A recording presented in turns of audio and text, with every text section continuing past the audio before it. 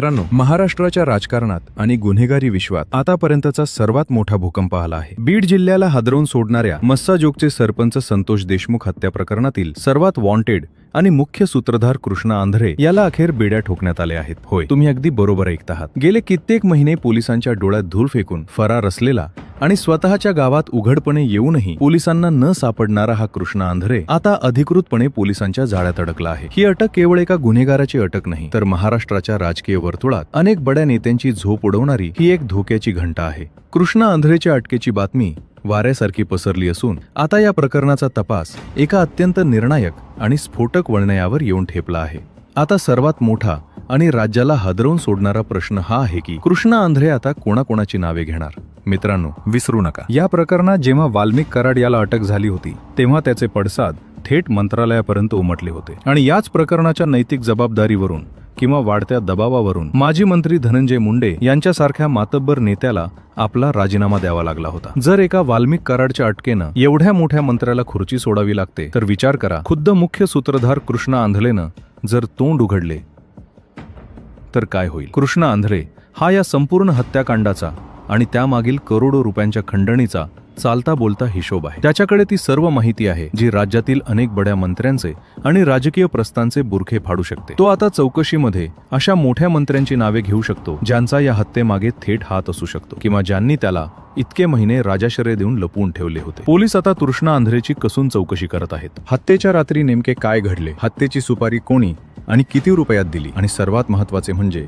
या संपूर्ण कटाचा खरा मास्टरमाइंड कोणता बडा नेता आहे, हे सत्य आता जगासमोर येण्याची वेळ आली आहे. कृष्णा आंधरेला माहित आहे की जर त्याने सर्व सत्य पोलिसांना सांगितले नाही तर त्याचा जीवही धोक्यात येऊ शकतो. कारण जे नेते त्याला वाचवण्याचा प्रयत्न करत होते तेच नेते आता स्वतःची कातडी वाचवण्यासाठी त्याचा काटा काढण्याचा प्रयत्न करू शकतात. त्यामुळे कृष्णा आंधरे स्वतःला वाचवण्यासाठी सरकारी साक्षीदार बनण्याची किंवा सर्व मोठ्या मंत्र्यांची नावे पुराव्यासह पोलिसांसमोर ओकण्याची दाट शक्यता निर्माण झाली आहे. या अटकेमुळे आता बीड जिल्ह्याच्याच नाही तर संपूर्ण महाराष्ट्राच्या राजकारणात एक मोठे वादळ घोंघावत आहे. ज्या संतोष देशमुख यांच्या कुटुंबाने न्यायासाठी इतके महिने टाहो फोडला त्यांना आता न्याय मिळण्याची एक मोठी आशा निर्माण झाली आहे. पण हे एवढे सोपे नक्कीच नसणार आहे, कारण ज्या मंत्र्यांची नावे कृष्णा आंधरे घेणार आहे ते नेते सहजासहजी हार मानणार नाहीत. ते तपासात अडथळे आणण्याचा, पुराव्यांची छेडछाड करण्याचा किंवा कृष्णा आंधरेवर दबाव टाकण्याचा पूर्ण प्रयत्न करतील. त्यामुळे आता येणारे काही दिवस महाराष्ट्राच्या राजकारणासाठी अत्यंत थरारक असणार आहेत. कृष्णा आंधरेच्या तोंडातून पहिले नाव कोणाचे बाहेर येते याकडे आता संपूर्ण राज्याचे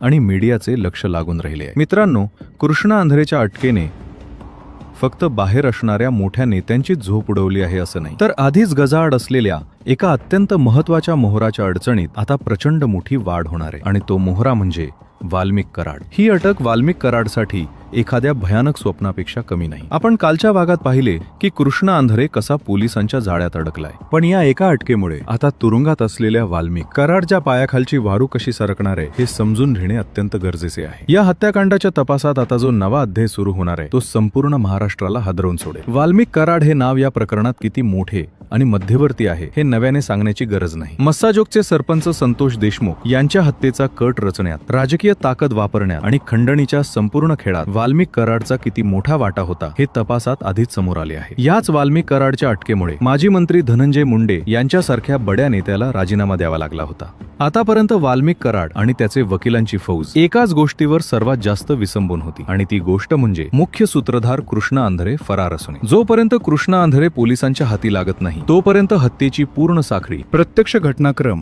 आणि पैशांचा थेट व्यवहार सिद्ध करणे पोलिसांसाठी आणि सीआयडीसाठी अत्यंत कठीण होते. वाल्मिक कराड कदाचित याच भ्रमात होता की कृष्णा कधीच सापडणार नाही, तो असाच गायब राहील आणि आपण पुराव्याअभावी किंवा तपासातील त्रुटींचा फायदा घेऊन यातून सही सलामत सुटू. पण आता कृष्णा आंधरेच्या या अटकेने वाल्मिक कराडचे सर्व मनसुबे एका झटक्यात उधळून लावले. आता पोलीस आणि तपास यंत्रणांची पुढची आणि सर्वात मोठी खेळी काय असणार आहे, तर कृष्णा आंधरे आणि वाल्मिक कराड या दोघांना समोरासमोर बसवून त्यांची क्रॉस इंटेरोगेशन म्हणजे उलट तपासणी करणे. जेव्हा हे दोन मास्टरमाइंड आमने सामने येतील तेव्हा बंद दाराआड जे काही खुलासे होतील ते राज्याच्या गुन्हेगारी आणि राजकीय इतिहासात नोंदवले जातील. कृष्णा आंधरे आता स्पष्ट सांगू शकतो की वाल्मिक कराडने त्याला हत्येसाठी नेमके काय आदेश दिले होते. हत्येसाठी वापरलेली हत्यारे, गाड्या आणि रसद कुठून पुरवली गेली आणि सर्वात महत्त्वाचे म्हणजे एका लोकप्रतिनिधीच्या हत्येच्या बदल्यात किती खोक्यांचा व्यवहार झाला आणि तो पैसा कोणाकडून आला. कृष्णा आंध्रेला हे चांगलेच माहित आहे की जर त्याने पोलिसांपासून काही लपवले तर हत्येचे सर्व खापर त्याच्या एकट्याच्या माथी फुटेल. त्यामुळे स्वतःला वाचवण्यासाठी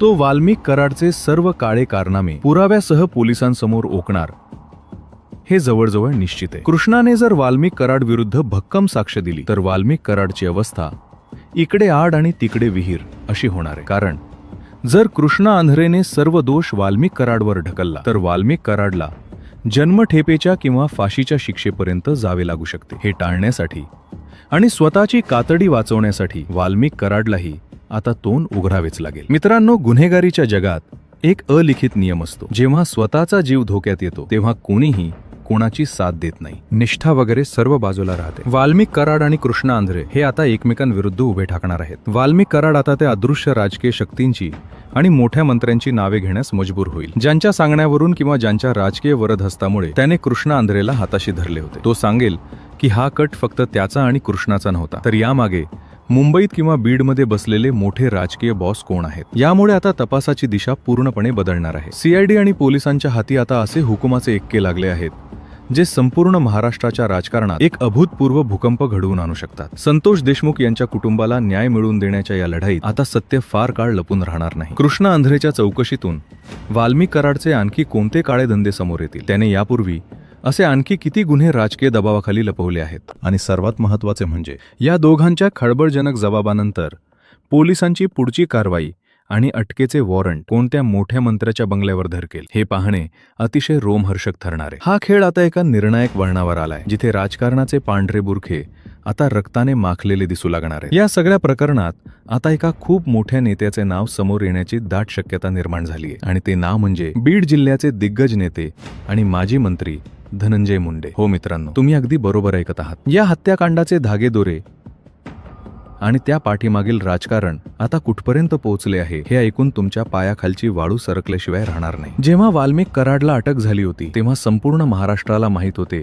की वाल्मिक कराड हा धनंजय मुंडे यांचा किती निकटवर्तीय आणि कट्टर समर्थक मानला जातो. त्याच वेळेस राजकारणात एवढी मोठी खळबळ माजली होती की विरोधकांनी थेट धनंजय मुंडे यांच्या राजीनाम्याची मागणी सुरू केली होती आणि त्यांना तो राजीनामा द्यावाही लागला होता. आता जेव्हा या हत्याकांडाचा मुख्य सूत्रधार कृष्णा आंधळे पोलिसांच्या गुप्त जाळ्यात अडकलाय तेव्हा हा प्रश्न पुन्हा एकदा उग्र रूप धारण करत आहे की या सगळ्या रक्तरंजित खेळामध्ये धनंजय मुंडे यांचा खरोखरच काही थेट संबंध आहे का, की फक्त त्यांच्या नावाचा आणि सत्तेचा वापर करून खालच्या पातळीवरील कार्यकर्त्यांनी स्वतःच्या फायद्यासाठी हा मोठा गेम केला आहे. कृष्णा आंध्रेची ही अटक अत्यंत महत्त्वाची आणि स्फोटक ठरणार आहे, कारण त्याच्या एक एक शब्दामध्ये आता बड्या नेत्यांचे राजकीय भविष्य लपलेले आहे. सध्या अज्ञात स्थळी कृष्णा आंध्रेची पोलिसांकडून आणि सीआयडी कडून कसून चौकशी सुरू असल्याची दाट शक्यता आहे. जो या चौकशीत कृष्णा आंध्रेने अशी खळबळजनक कबुली दिली की वाल्मिक कराडने त्याला हे सगळे कृत्य करण्यासाठी वरून आदेश आले आहेत असे सांगितले होते, तर तो वरचा आदेश देणारा बॉस कोण होता, हाच प्रश्न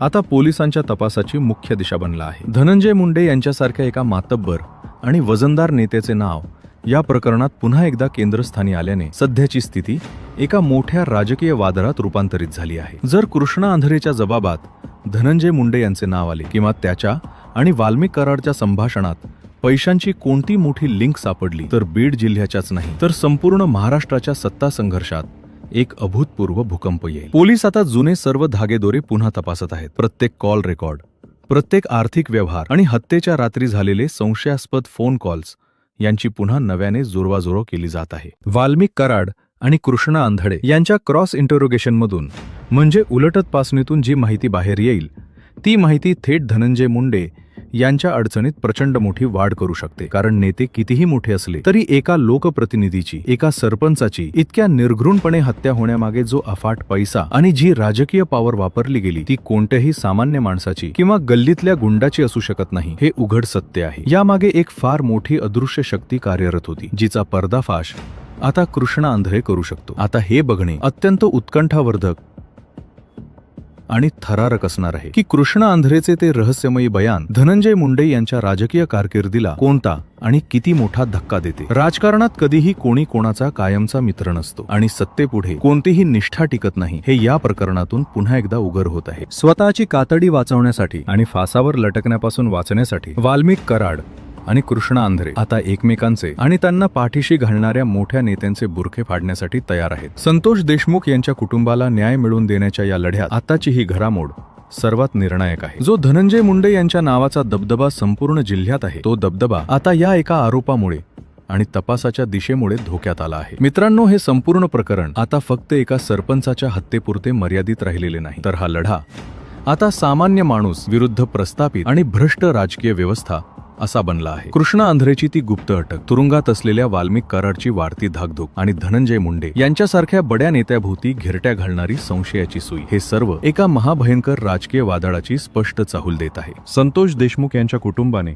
न्यायासाठी जो टाहो फोडला आहे, त्या अश्रूंची आणि त्यागाची किंमत या राजकीय व्यवस्थेला एक ना एक दिवस चुकवावीच लागेल. राजकारणात सत्तेचा गैरवापर करून सत्य कितीही दाबायचा प्रयत्न केला तरी ते कधीच कायमचे लपून राहत नाही. बंद दाराआड कितीही कट रचले गेले तरी कायद्याचे हात आणि जनतेचा रेटा या गुन्हेगारांच्या आणि त्यांच्या पाठीराख्यांच्या मनसुब्यांना नक्कीच उधळून लावेल. येणारे काही दिवस बीड जिल्ह्याच्या आणि संपूर्ण महाराष्ट्राच्या राजकारणासाठी अत्यंत थरारक आणि निर्णायक असणार आहेत. आता सर्वात मोठा प्रश्न हा आहे की कृष्णा आंध्रे खरंच तोंड उघडून त्या मोठ्या बॉसचे नाव घेणार की स्वतःचा जीव वाचवण्यासाठी त्याला कायमचे शांत केले जाणार. बड्या नेत्यांच्या बंगल्यावर पोलिसांच्या गाड्या धडकणार की पैशांच्या आणि सत्तेच्या जोरावर हे प्रकरणही इतर राजकीय हत्याकांडांसारखे फाईल्समध्ये दाबले जाणार. या अदृश्य राजकीय बुद्धिबळाच्या खेळात शेवटी कोणाचा चेकमेट होणार हे पाहणे आता एखाद्या सस्पेन्स थ्रिलर चित्रपटापेक्षा कमी नाही. आमची या सर्व घडामोडींवर आणि तपासाच्या प्रत्येक पैलूवर करडी नजर असणार आहे. कोणताही मोठा नेता असो वा गल्लीतला गुंड, सत्याचा पर्दाफाश केल्याशिवाय आपण थांबणार नाही. मित्रांनो, तुम्हाला या संपूर्ण प्रकरणावर आणि सध्याच्या राजकीय परिस्थितीवर काय वाटते? शेवटी न्याय मिळेल की सत्ता जिंकेल?